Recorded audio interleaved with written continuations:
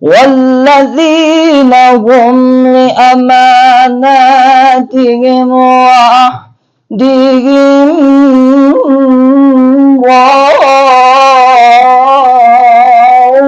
راعون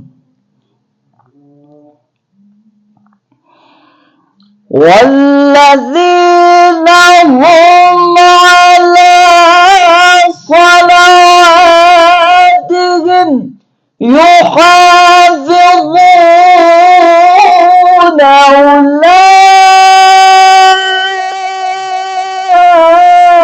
أولئك هم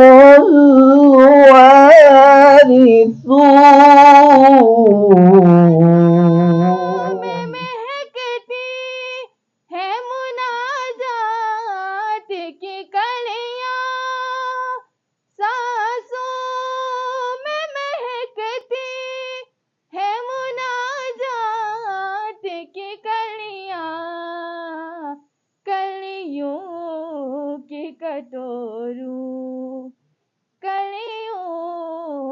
कटोरों में तेरा नाम लिखा है इल्हाम मेरा तो बर गया दामन अता जाने खुदा जाने मेरा तो बर गया दामन अता जाने खुदा जाने बदन कर दूं मैं लेकिन मैं बाशन दान जफका हूँ बदन कर दूं मैं लेकिन मैं बाशन दान जफका हूँ मैं बाशन दान जफका हूँ साहब इस बात को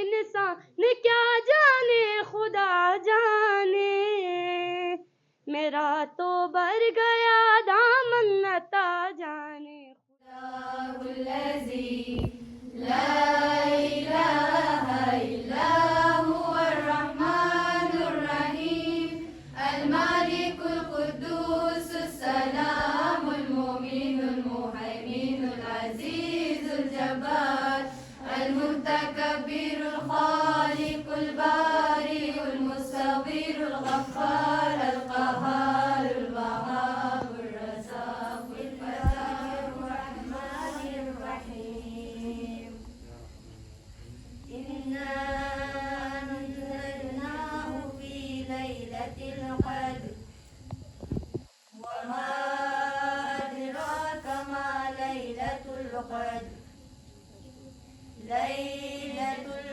qadri khairum min alfi shahr تنزل الملائكة الرحمن الرحيم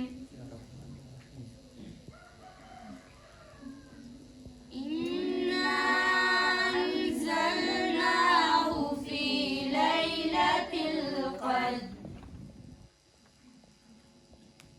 وما أدراك ما ليلة القدر ليلة القدر خير من نار الرحيم إنا أنزلناه في ليلة القدر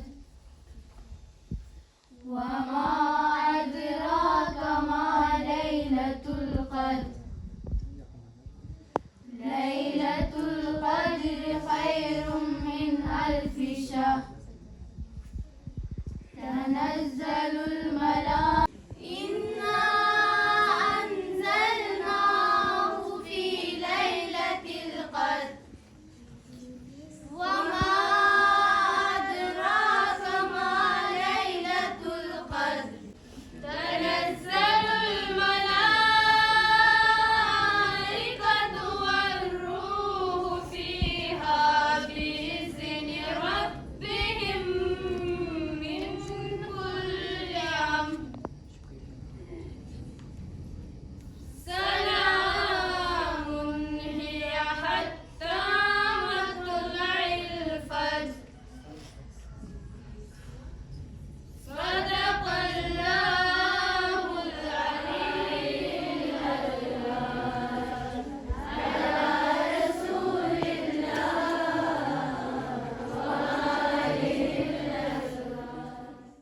نعمتوں کا تذکرہ ہے. خصوصاً سورہ رحمان ہمیں ہماری توجہ کو مبذول کرانے کے لیے. دیکھیں، ایک تو نعمت ہے، ایک گننا، نعمت گننا الگ ہے. میرے کہنے کا مقصد یہ ہے کہ لوگوں کو تلقین کرنا چاہیے، تکرار کرنا چاہیے، بتا دینا چاہیے، واضح کرنا چاہیے. نعمتوں کا تذکرہ کرنا الگ ہے، لیکن اس کے بعد بار بار درمیان میں کہتے ہیں کہ فَبِأَيِّ آلَاءِ رَبِّكُمَا. اللہ، خدا کی کون کون سی نعمتوں کو جھٹلاؤ گے؟ خدا کی کون کون سی نعمتوں کو نظر انداز کرو گے؟ خدا کی کون کون سی نعمتوں کو بلاؤ گے؟ خدا کی کون کون سی نعمتوں کا انکار کرو گے؟ خدا کی یہ بار بار ہر نعمت کے بعد جو ہے اس آیت کا تکرار کرنا. یعنی جنہوں نے اس ادارے کو انتخاب کر کے آپ لوگوں کو اس ادارے میں بھیج دیا ہے، یہ والدین کی محبت اور یہ والدین کی فکر تربیت کا جناب علی ہمیں اس سے اندازہ ہوتا ہے.